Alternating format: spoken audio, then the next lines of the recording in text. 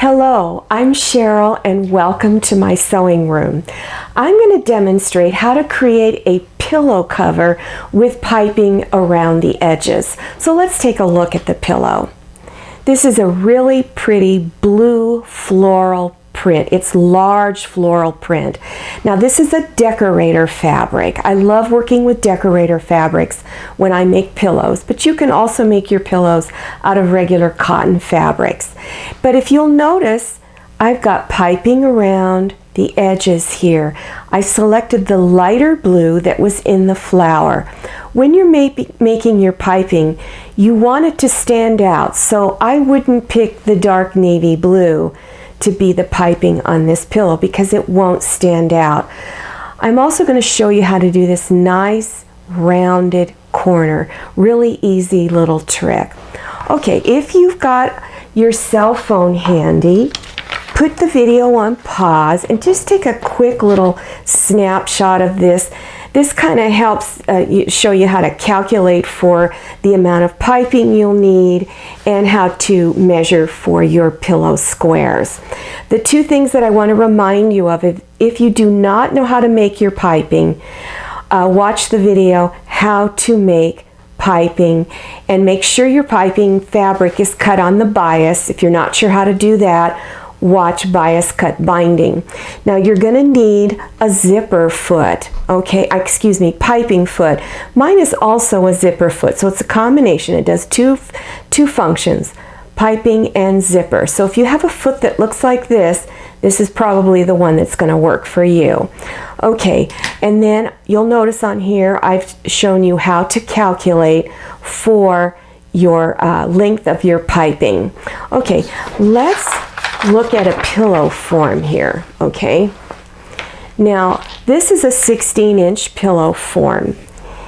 Now, if you're using an old pillow form, you're recovering something, make sure you measure, and I'm going to quickly show you how to measure your pillow. You're going to measure from side seam to side seam. So place one end of your tape measure on one side seam, loosely drape it over to see where the other side seam is. Then add 1 inch to that measurement to allow for seam allowance. So my two squares for the pillow are going to be 17 inches because my pillow is 16. I've added 1 inch, so I need two squares, 17 inches. Okay, let's look at one of the squares here, okay? So you're going to, let me get this out of the way. When you begin placing your starting point of your piping, make sure you leave about 4 inches to where it's not stitched together. See how I've got this open? You need to leave it like this so that when we bring the two ends together, it's easier to do it. Okay? So lay your starting point down on one side of your square and start pinning it down. And as you come to a corner, you want to cut with some small scissors about 3 slits, and it makes it easier for this piping to just curve around like that. Continue pinning all the way around, and every time you come to a corner, do this at all 4 corners, okay? Then let me show you on just another little sample here. When you come to bring your two ends together, that last end as you're coming around the corner, as you approach your starting point, you're going to overlap, you're going to need to undo some of your piping here. Take some of the stitches out because it needs to look like this so you can bring your ends together, okay? So then you're going to take your ends, right sides together, and pin and stitch 1/4 inch right there. Then finger press that seam open, okay? So pretend this is all stitched. Then make sure your cording has tape around it at the ends because it will unravel immediately. So now I'm going to show you how to bring your ends together of the cording. So lay them together side by side like this. And then take something to mark right here. Also, put a piece of tape around this section here, because when you cut it, the tape will prevent it from unraveling. So this is where I would cut. I've already got some tape on there, okay? And then I usually use a rotary cutter and just cut across there. You can use scissors if you like, but it's kind of thick. It's probably going to be easier with a rotary cutter, okay? Now let me go back to my big square and I'll show you how to finish off those ends, okay? Now, here we are. So now you've got your fabric stitched together, you've got your two ends to where they meet, then close up your piping and stitch this, okay?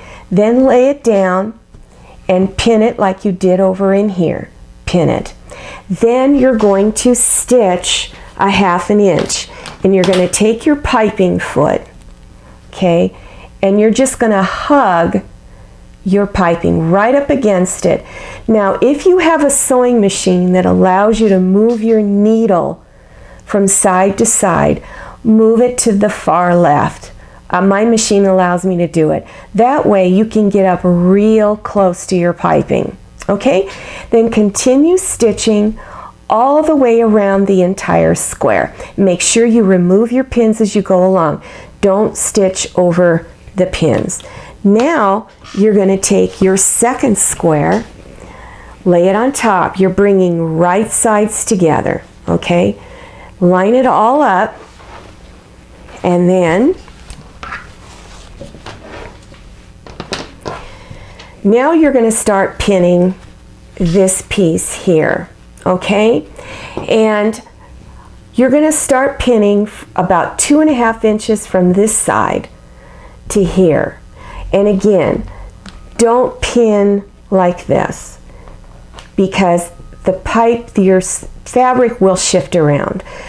Pin it like this, where you're going right alongside that piping, okay? And pin it all the way around. And then with that piping foot again, hug real close and stitch right up against all the way around. Really, really easy. Then after you've done that, you're going to take this side and you're going to fold that opening back, okay? Fold it back and then press it with your iron, okay? Now you're going to trim off the corners here, like I did here. I just rounded them. I just took my rotary cutter and went like that. Now you don't need to trim it super close to the piping. Don't do that. But after you've trimmed that off, then you're going to put slits on the two squares on the corner, okay? And just do little slits going around that corner, and then flip it over and do your slits here. So you can see all these little slits in there. Do this on all 4 corners. Now, you might be thinking, well, why didn't you have me cut through all the fabric at the first step? Well, because it's very difficult to cut through 4 layers of fabric. So that's why you do a little bit at a time. And again, make sure you don't cut through your stitches. Okay, now you're going to reach inside of your pillow cover and turn it right side out. Okay, and you will see that your corners just pop right out. Okay,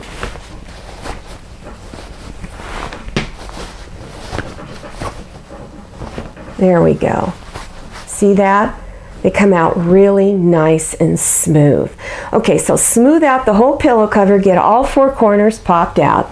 Then you're going to take your pillow form and you're going to squish it together and begin inserting it in the pillow cover. Take your time. Don't tug on your fabric.